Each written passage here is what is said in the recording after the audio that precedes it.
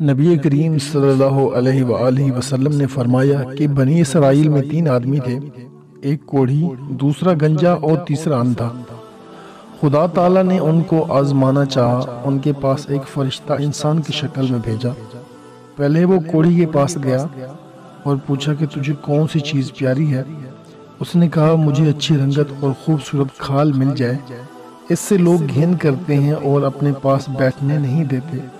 اس فرشتہ نے اپنا ہاتھ اس کے بدن پر پھیرا تو اسی وقت وہ اچھا ہو گیا اور اچھی کھال اور خوبصورت رنگت نکل آئی۔ پھر پوچھا تجھے کون سے مال سے زیادہ محبت ہے؟ اس نے کہا اونٹ سے۔ بس اس نے ایک گبھن یعنی کہ ایک پریگننٹ اونٹنی اس کو دے دی اور کہا اللہ اس میں برکت دے۔ اس کے بعد وہ فرشتہ گنجے کے پاس آیا اور پوچھا تجھے کون سی چیز پیاری ہے؟ اس نے کہا میرے بال اچھے نکل آئیں اور یہ بلا مجھ سے جاتی رہے جس سے لوگ نفرت کرتے ہیں۔ فرشتے نے اپنا ہاتھ اس کے سر پر پھیر دیا، وہ فوراً اچھا ہو گیا اور اچھے بال نکل آئے۔ پھر پوچھا کہ تجھے کون سا مال پسند ہے؟ کہا گائے۔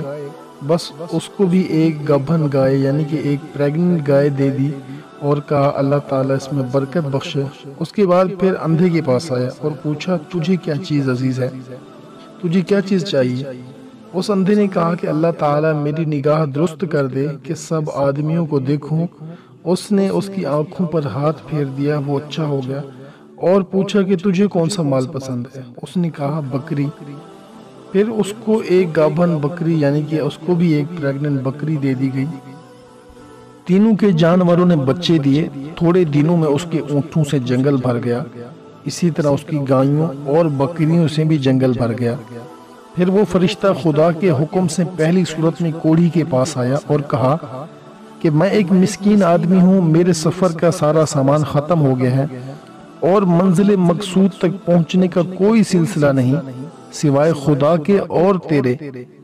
میں اس اللہ کے نام سے جس نے تجھ کو اچھی رنگت اور عمدہ کھال عنایت فرمائی، میں تجھ سے ایک اونٹ مانگتا ہوں کہ اس پر سوار ہو کر اپنے گھر پہنچ جاؤں۔ اس کوڑھی نے کہا یہاں سے چلا جا، مجھے بہت سے حقوق ادا کرنے ہیں، تجھے دینے کی اس میں گنجائش نہیں ہے۔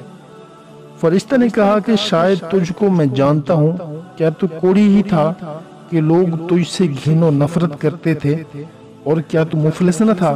پھر خدا نے تجھ کو مال دیا اس قدر؟ اس کوڑھی نے کہا واہ کیا خوب، یہ مال تو میری کئی پشتوں سے باپ دادا کے وقت سے چلا آ رہا ہے۔ فرشتہ نے کہا اگر تو جھوٹا ہے تو خدا تجھ کو ویسا ہی کر دے کہ جیسا تو پہلے ہی تھا۔ اس کے بعد دوسرے شخص یعنی گنجے کے پاس آیا اور اسی طرح اس سے بھی سوال کیا، اس نے بھی ویسا ہی جواب دیا۔ فرشتے نے کہا اگر تو جھوٹا ہے تو خدا تجھ کو ویسا ہی کر دے جیسا تو پہلے تھا۔ اس کے بعد پھر اندھے کے پاس گیا اور کہا کہ میں مسافر ہوں، میرے پاس سامان نہیں، آج خدا کے سوا اور تیرے سوا میرا کوئی وسیلہ نہیں۔ میں اس کے نام پر جس نے تجھ کو دوبارہ نگاہ بخشی، میں تجھ سے ایک بکری مانگتا ہوں تاکہ میں اپنا سفر جاری رکھ سکوں۔ اس نے کہا بے شک میں اندھا تھا، خدا تعالیٰ نے محض اپنی رحمت سے مجھ کو نگاہ بخشی۔ جتنا تیرا دل چاہتا ہے لے جا اور جتنا چاہے چھوڑ جا، خدا کی قسم میں کسی چیز سے تجھ کو نہیں روکوں گا۔ فرشتے نے کہا کہ تو اپنا مال اپنے پاس رکھ، مجھے کچھ بھی نہیں چاہیے، فقط تم تینوں کی آزمائش مقصود تھی، سو وہ پوری ہو گئی۔ خدا تجھ سے راضی ہوا اور ان دونوں سے ناراض ہوا۔ خیال کرنا چاہیے کہ ان دونوں یعنی کوڑھی اور گنجے کو ناشکری کا کیا نتیجہ ملا کہ ان سے تمام نعمت چھین لی گئی، جیسے تھے ویسے ہی ہو گئے اور خدا تعالیٰ ان سے ناراض ہو گیا۔ دنیا اور آخرت میں دونوں نامراد ہوئے۔ اس اندھے کو شکر خدا بندی کی وجہ سے یہ بدلہ ملا کہ اس کے مال میں مزید اضافہ ہو گیا، خدا اس سے راضی ہوا اور دنیا اور آخرت میں دونوں میں کامیاب ہوا۔